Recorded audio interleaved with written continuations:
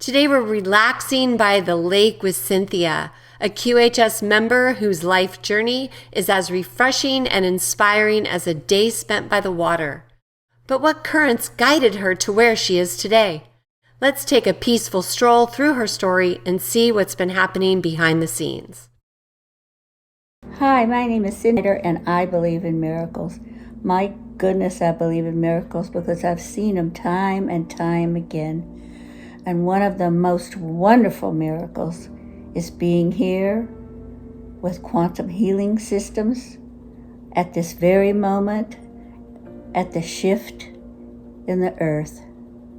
So I am very thankful, and I have a lot of miracles, and I'm going to tell you a few of them. One of the worst things that ever happened to me was being born with a mutation called familial or genetic partial lipodystrophy.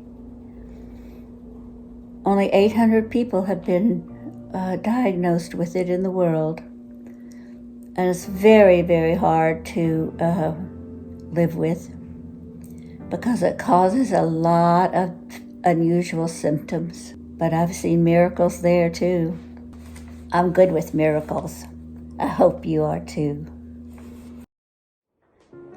Hello, my name is Cindy, and I'm 76 years old.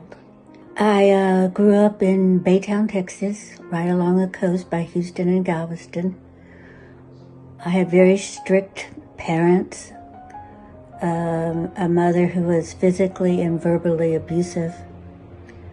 I did well in school because I just kind of disappeared into the crowd and tried to not become like a standout person because I was afraid someone would come over to my house and see the situation I was living in, and I didn't want that. I felt like I could never love my mother because of what she did, but I could, according to what God has commanded us, I could honor her, and I've always tried to do that. The first Mother's Day without her was hard because it was sad to me that I didn't have a mother who, when she was gone, I was sad. So I know that's very backwards, but her family came from Ireland and France, and her mother's family was part of the Acadians in Nova Scotia and came down to New Orleans. They were part of the 6,000 that were deported when Britain took over the Canadian territory, but only 250 lived to see the Louisiana. My father's family was all from Britain, and my maternal grandfather is from Ireland. His name was Murphy Michael McNulty Jr., so I was pretty Irish.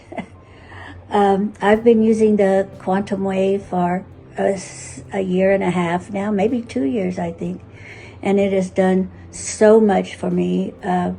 I've struggled with a genetic disorder called lipodystrophy, genetic partial lipodystrophy, and it creates havoc in my body, from extremely brittle diabetes. Even if all I were to eat was be a boiled egg and a piece of cheese, it'll go up to 230, and then within 30 minutes it'll go back down to 50. So it's very hard to control, but that's one of the symptoms of this genetic disorder, which only 800 people in the world have been diagnosed with. I have Parkinson's, and it has been a great struggle.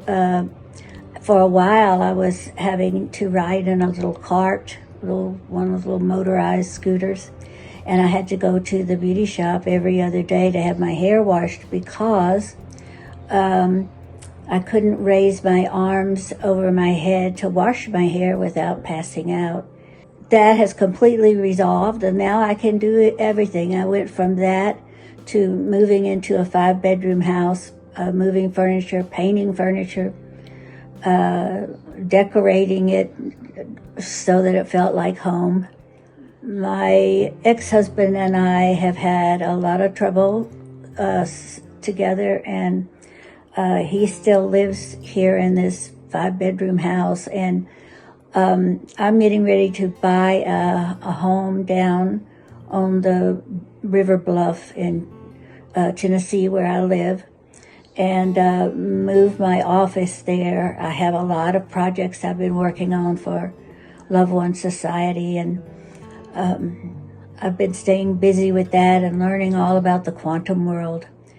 I have come to love the people who sponsor this QHS, and I hope to be able to really help fund them when I am given the humanitarian monies.